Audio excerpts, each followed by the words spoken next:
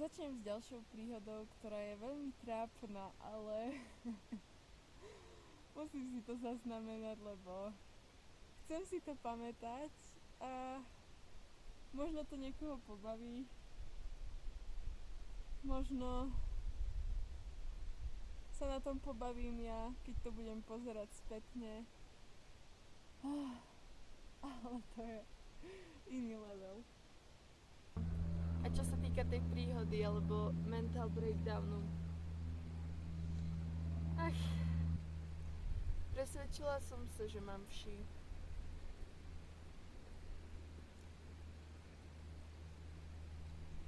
No, to je dlhý príbeh, ale možno by ani nebol taký dlhý, keby som ho nerozprávala tak zdĺhavo. Pred asi 3 alebo 4 rokmi som mala vši. Prvýkrát v živote. Áno, počas toho, ako som bola na výške. Pretože ich doniesla pravdepodobne moja sestra zo školy a v tom období, alebo týždeň potom, ako ich ona dostala, tak som šla domov.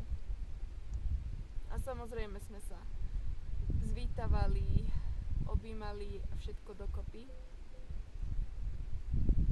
A nejak ma začala škrabať hlava.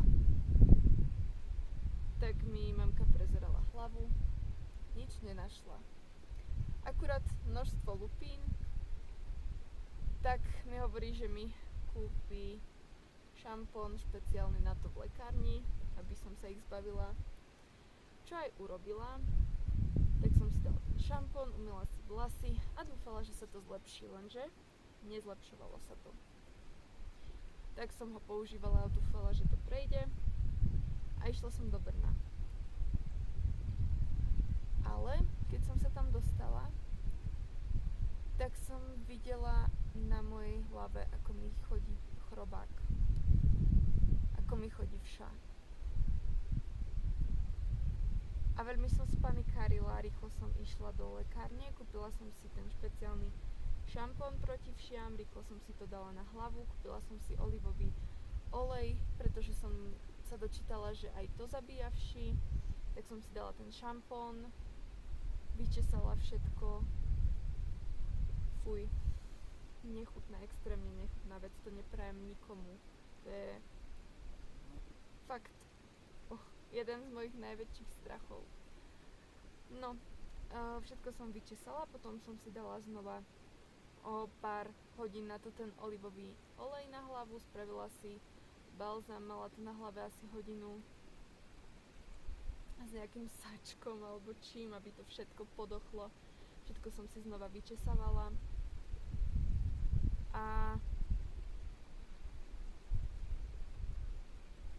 našťastie, chvála Bohu, som sa všetkého zbavila na prvýkrát. Moja spolubývajúca, ktorá to našťastie nedostala, všetko som rovno prala, tak sa do mňa smiala, že som všívák.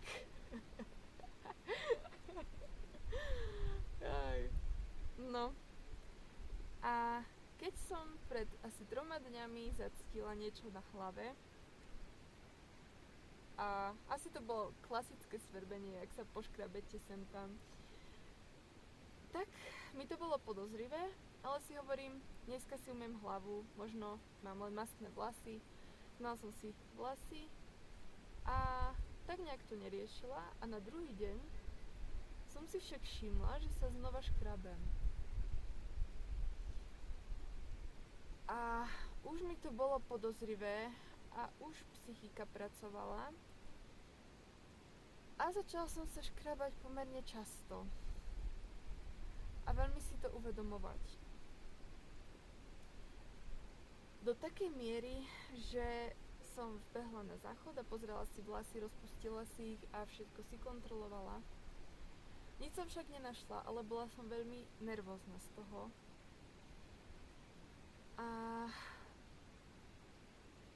A dospelo to do takej miery, že fakt som bola o toľko od plaču. Ale si hovorím, dobre, dýchaj. Nič sa nedeje. Lenže nejak ma všetky tie emócie a tá nervozita premohli. A utiekla som do špajzu a začala tam plakať a dúfala, že nikto nepríde, že sa rýchlo povzbiecham z toho plaču a že tak čo najskôr si kúpim ten šampón, lenže na druhý deň som ešte musela pracovať a nevedela som presne, kedy budem mať voľno. Tak som nevedela, čo mám robiť, pretože je hrozne trápne prísť za niekým cudzím v podstate. Nikoho tu nepoznám natoľko intimne, aby som mu povedala, že pozri mi hlavu, lebo sa bojím, že mám vši. To je trápna záležitosť. To nie je niečo také... To vyznieva, ako keby som bola nejaký... Ja neviem. Niekto, kto proste sa neumýva v živote, alebo čo. A tak som tam plakala, lenže prišiel môj šéf, ktorý si všimol, že plačem. Na nešťastie, no alebo našťastie, a pýtal sa ma, či ma niečo bolí, že čo sa deje, bol fakt zlatý. Tak som mu vysvetlila situáciu a o chvíľu mi s jeho manželkou pozerali hlavu. On mal nejaký ďalekohľad, ktorý, teraz mi to príde hrozne vtipné, ale vtedy mi nebolo všetko jedno. A prezerali mi tú hlavu, nič nenašli samozrejme. A povedali mi, že ich starkej, akože jeho mame, dajú kúpiť šampón do lekárne a pošlú to po vodičovi autobusu. No, takže prišiel ten vodič autobusu. Myslela som, že ten šampón bude mať aspoň zabalený v niečom. On to mal v ruke. Si hovorím, OK, dobre. A potom mi to dali nejak tak pred všetkými v miestnosti, že aha, toto je pre teba, nech sa páči. Čo mi prišlo maximálne nediskrétne a také...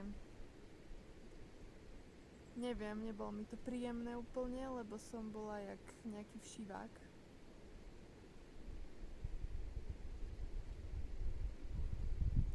No ale umyla som si s tým hlavu, vyčesala si vlasy, vyhodila 21 eur v podstate a vyčesala si asi polovicu vlasov. Stratila ich forever. No. Spravila zo seba všiváka, zdrapnila sa. Ale tak čo už, no. Tak ale to je jedno, hlavne, že ich nemám, hlavne, že som nikoho nenakazila, že je všetko v pohode a že mám tu istotu, že sa nič nedeje. A netuším, prečo ma svrbela hlava.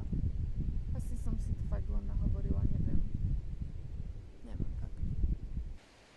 Ale počas tej celej situácie, ktorá nastala, som si uvedomila smutnú realitu, že ľudia a deti, ktoré najviac ten šampón potrebujú, že si ho nemôžu dovoliť.